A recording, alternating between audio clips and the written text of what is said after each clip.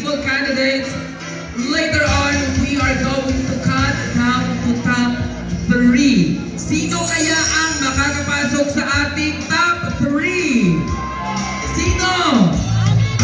Is it from Kaway-Kaway Municipality President Rojas? Or gusto kita makilala? Or ang atuang sudan? Tuna, ha? Tuna. General Santos City. Layo ang iyang hilakbay, gikan Jinsan, nagamit siya boat, no? Nagagi siya Kulangi River para lang makaabot siya diri.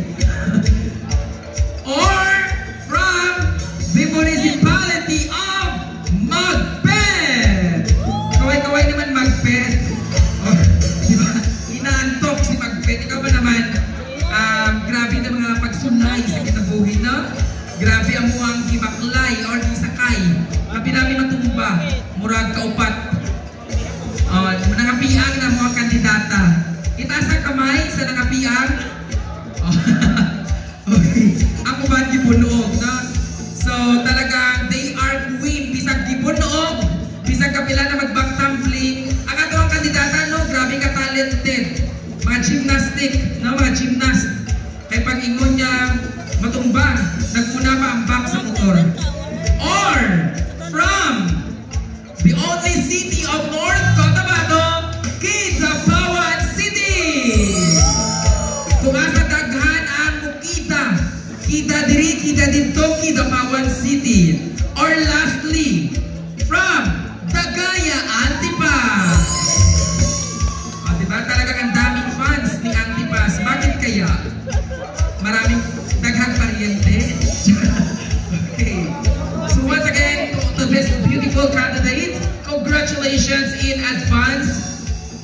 You did a great job in joining Battle of the Queens 2024. At talagang ang laki ng prize ngayong gabi. And of course, to the candidates na mananalo ngayong gabi, she will be signed a management or an exclusive contract by the SK officials. Then, dito na siya titira for 1 year. Magiging bahay na niya ang covered court, ha? Ang kanyang kwarto dyan sa likod, ito yung kanyang sala. Then, uuwi lang siya sa kanila pag fiesta na naman. So, di ba? Enjoy, no? Okay? Okay kayo, okay? Okay, okay. Alright, so once again, people of Barangay Lanao Curan, are you ready? Alright, so this exceptional set of top 3 is finally in my hand, signed by these exceptional personalities. The first candidate to join in our top 3 is... Sino? Joining our top 3, step forward. Candidate number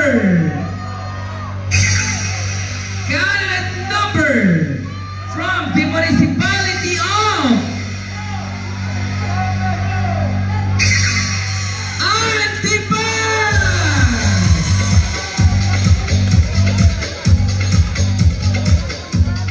Ladies and gentlemen, 2 spots left. The second spot belongs to unsa number, ha? Unsa? Number 3, number 5, number 2, na ay number 1. The second spot belongs to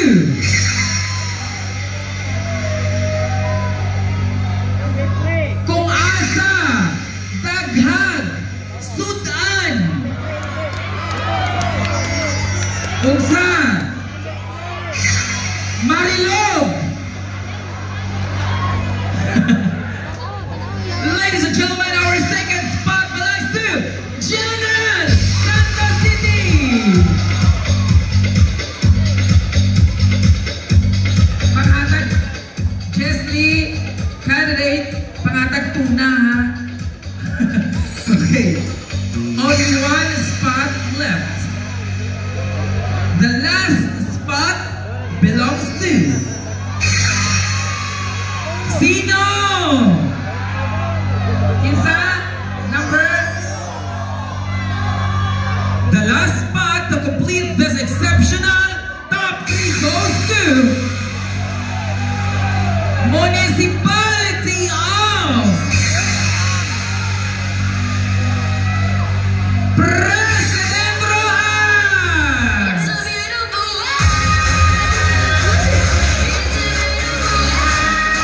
There you have it, ladies and gentlemen, our top 3. Congratulations, and of course, to the remaining candidates from Pinabawan City, Makilala, and Macbeth.